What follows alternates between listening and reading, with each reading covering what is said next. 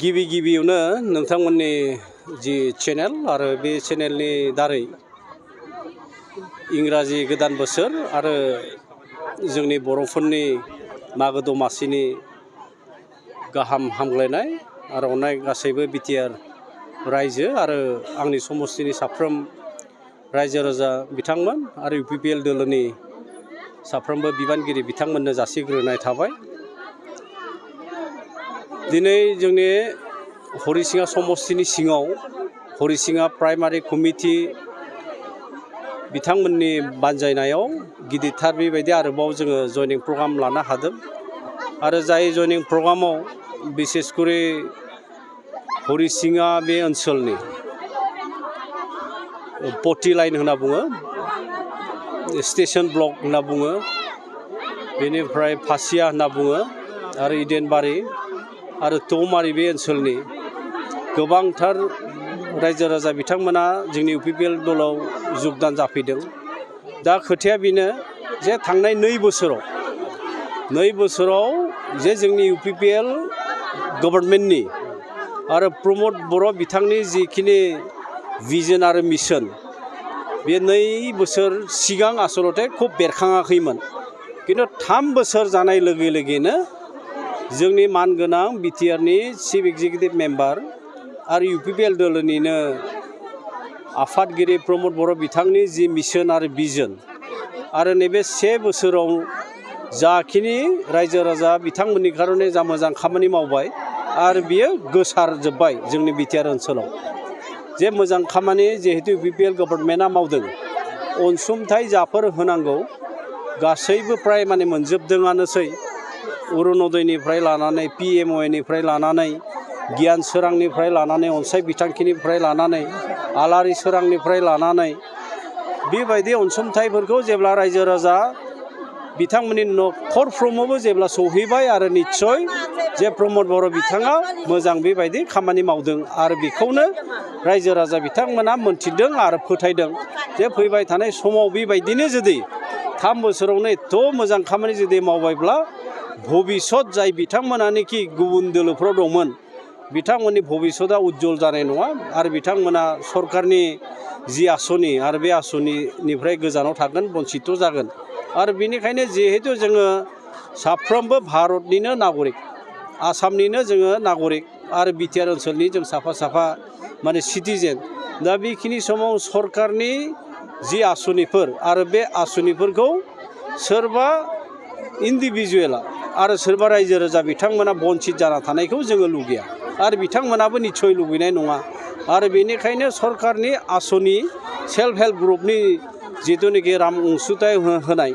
आरो गियान सोरां जिथुनिखि रां अनसुंथाइ होनाय, अनसाय बिथांखि जि रां अनसुंथाइ होनाय, आलारि सोरां जि मन्दिर आरो ब्रह्म मन्दिर, बाथौ मन्दिर बेबायदिनो धोरोमनि माने थानसालिफोराव होनाय, बेफोरनिफ्राय जाहाथे बन्सित जानानै थाया आरो बिथांमोना बेखौनो मोजां नुहरदों जे इउपिपिएल जि प्रमद बर' दैदेननाय जि सरकार आरो बे सरकारा गमामायैनो बे ओनसोलाव मोनसे सान्थि आरो डेभेलपमेन्ट लाबोनायजों लोगोसे रायजो राजा बिथांमोननिबो डेभेलपमेन्ट आरो उन्नति मावगासिनो दं, बेखौ नोजोर बोनानै लोब लोब दिनै हरिसिङा प्राइमारि कमिटिनि बानजायनायाव बे गिदिरथार मोनसे जयनिं प्रग्राम बेरेखा दोलोआबो दिनै बिराद गिदिर गिदिर बेबायदि जयनिं हाबाफारि लादों। मैयाबो तामुलपुराव बिपिएफ राजखान्थि हान्जाया 5,000 बेबायदि जयनिं गेदारिं लादों। फेक्टर जागोन नामा नोंथांमोननि थाखाय? आसलते मैया जिथुनिखि तामुलपुराव 5,000 जयनिं जादों बे नङा, बिथांमोना गावसोरनि जिथुनिखि दोलोआव थानाय मानसिफोर आरो बे मानसिफोरखौसो लानानै बिथांमोना वार्म आप मोनसे माने खालामदों आरोखि, वार्म आप मोनसे प्रग्राम बिथांमोना खालामदों। आसलते बे जयनिं प्रग्राम नङा आरो बेखौ वार्म आप प्रग्रामाव बेबायदिनो माखासे मानसिफोर थायो जाय मानसिफ्रानोखि मा होनना बुङो जेरावबो थानो गोसो गैया, मा होनना बुङो मालाबा गुबुन दोलोआव दंमोन आरो बिथांमोना निस्सय माने जुगदान जाहैदों जानांगौ, खिन्थु तामुलपुरनि जिथुनिखि मैयानि प्रग्राम जोंबो नायदों बियो आसलते जयनिं प्रग्राम नङामोन, बियो बिथांमोननि जास्ट वार्म आप मोनसे प्रग्राम बिदि जानांगौ होननानै माने जोङो गम मोनदों। आरो बिथांमोनाबो बेबायदिनो नारा नाथा माने नाजागोन। दा बिथांमोना इन्डिया होननाय मोनसे बेबायदि एलायन्स टीम अपोजिशन बिथांमोना बानायदों, दा बिथांमोना बे जायगायावबो पार्ट नङा आरो एनडिएआवबो बिथांमोना पार्ट नङा। द मोनसे लकसभा बायदि मोनसे सेगमेन्टफोराव जे कुनु दोलोजों एसेबो बेबायदि जुदि सम्पर्क गैयाबालानो इन्डिपेन्डेन्टलि आरो इन्डिभिजुवेल हिसाबै जे बिपिएफ बायदि मोनसे रिजनेल दोलोआ माबोरैहाय देरहागोन बेबो मोनसे माने कुइसन जानानै फैयो आरो बेनिखायनो बिथांमोना नाजागोन आरो नाजानाय खारना जाहैबाय मा जे गावसोरनि जिथुनिखि भिटि आरो गावसोरनि वर्कार आरो बे वर्कार बिथांमोनखौ बोरैहाय हायो जे माने गावसोरनि दोलो गारनानै जाहाथे दाथांथों बिसोर बाथ्राफोरखौ माने काउन्सिलिं होदों आरो ट्रेनिं होदों जानांगौ एलायन्स थानाय हिसाबै सार बिजेपिखौहाय बिजेपिनिखौ होनाय जागोन इपिपि होनाय जागोन सार फ्रेन्डलि गभर्नमेन्ट आरो एलायन्सनि जिथुनिखि मिनिं एलायन्सनि जिथुनिखि स्पिरिट आरो एलायन्सनि स्पिरिटखौनो जोङो बिथा खालामनानै जे क'क्राझार जि लकसभा समस्ति आरो बहाय इउपिपिएलनिफ्राय एनडिएनिफ्राय बिसेसकरि नेशनेल डेम'क्रेटिक एलायन्स आरो बे नेशनेल डेम'क्रेटिक एलायन्सआव जिहेतु इउपिपिएलआबो वान अफ द पार्ट आरो बेबायदिनो एनडिए हिसाबै बहाय इउपिपिएलआ क'क्राझार जि लकसभा समस्ति बहाय टिकेटखौ मोनगोन आरो बहायनो बिजेपि आरो जिएसपि बिथांमोनाबो जिहेतु नैबे एनडिएनि वान अफ द पार्ट अफ द गभर्नमेन्ट आरो बेनिखायनो बिथांमोनाबो इउपिपिएलखौ क'क्राझार लकसभा समस्ति बिथांमोना सापर्ट खालामगोन दा बे दरं उदालगुरिनि जिथुनिखि लकसभा सिट आरो बहाय एनडिएनिनो बेबायदि माने केन्डिडेट जागोन आरो बे एनडिएनि केन्डिडेटआ बिजेपिनिफ्राय जागोन आरो बेनिखायनो जोङो इउपिपिएल जिएसपि आरो इजिपि जोङो बहाय बे बिजेपिनि जिथुनिखि केन्डिडेट आरो बे केन्डिडेटखौ जोङो सापर्ट खालामगोन जिथुनि बिजेपिनिफ्राय बिजेपि होनाय हिसाबै मबे सिम्बलाव भट होनांगौबा मबे बेनो जों जिहेतु एनडिएआव पार्ट आरो एनडिएआव जुदि पार्टब्ला पलिटिकेल पार्टि नै बिथांमोना जे फ्रेन्डलियाव मोनसे बेबायदि सिम्बल थाया स्पेसिफिक गावबा गाव जिथुनिखि पलिटिकेल पार्टि आरो पलिटिकेल पार्टि बिथांमोना गावबा गाव बेबायदि सिम्बल थाखायो दा एनडिए हिसाबै जों सापर्ट खालामगोन खिन्थु केन्डिडेटआ जुदि बिजेपिनि फैयो अब्ला बहाय जि माने पदमफुल जे लटास सिम्बल आरो बे लटास सिम्बलावनो भट होनो जोङो मा होनना बुङो दरं उदालगुरि जिथुनिखि लकसभा सिट जों बेखौ खावलायगोन आरो जे क'क्राझार बे क'क्राझाराव एनडिएनि केन्डिडेट खिन्थु बहाय इउपिपिएलआ जिहेतु गेलेगोन आरो इउपिपिएल दोला जिहेतु इन्डियानि इलेक्सन कमिसनजों मोनसे सिकिउरिटि मोननाय रिकगनिसन मोननाय जिथुनिखि मोनसे पलिटिकेल पार्टि जाबाय आरो बे पलिटिकेल पार्टिनि जिथुनिखि सिम्बल आरो बे सिम्बला जाबाय ट्रेक्टर आरो बेनिखायनो बिजेपि आरो जिएसपि आरो इजिपिनि जि बिबानगिरि बिथांमोनाबो ट्रेक्टरनि सिम्बलावनो भट होनो बिथांमोनाबो रायजो राजाखौ खावलायगोन बेयावथ' मोननै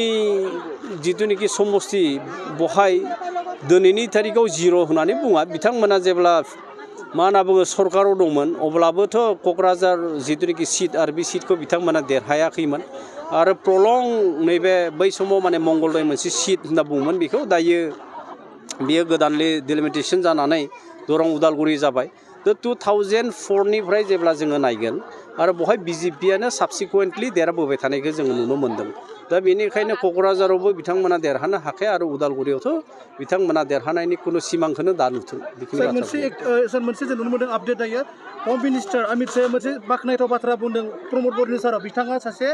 एक्टिभ लिडार आरो बे बिटिआरखौ शान्ति परिबेक लाबोनो हादों होनना बुंदों सार बेनि बेलायाव मा गोग्गाथाव बाथ्रा मा बुंदों सारा दा जाय व्यक्तिया मोजां खामानि मावगोन समाजाथ' बेखौनो सिकिउरिटि होगोन ना जाय बिथांमोनानोखि मोजां खामानि मावगोन एज ए इन्डिभिजुवेल जा एज ए इन्स्टिटिउसन जा एज ए अर्गानाइजेसन जा आरो बे अर्गानाइजेसन्सफोरनि इन्स्टिटिउसन्सफोरनि मुरब्बि जाय बिथाङा मोजां खामानि मावदों दा गभर्नमेन्ट अफ इन्डियानि सासे हम मिनिस्टारा बेबायदि जुदि सिकिउरिटि होदोंब्ला बिथांनि जथेस्थ' बेबायदि सर्स थागोन ओरैनोथ' सोरबा व्यक्तिखौ मोजां खामानि मावदों बेबायदिथ' बुंनाय नङा दा नैबे 3 बोसोरनि जिथुनिखि इउपिपिएल दोलो आरो बिटिआर गभर्नमेन्ट आन्डार द लिडारशिप अफ प्रमद बर'नि जि दैदेननाय बेखौ नोंथांमोना नुनो हायो जे 2 इयार्स कमप्लिट जाबाय 3 इयार्स जिथुनिखि कमप्लिट जाबाय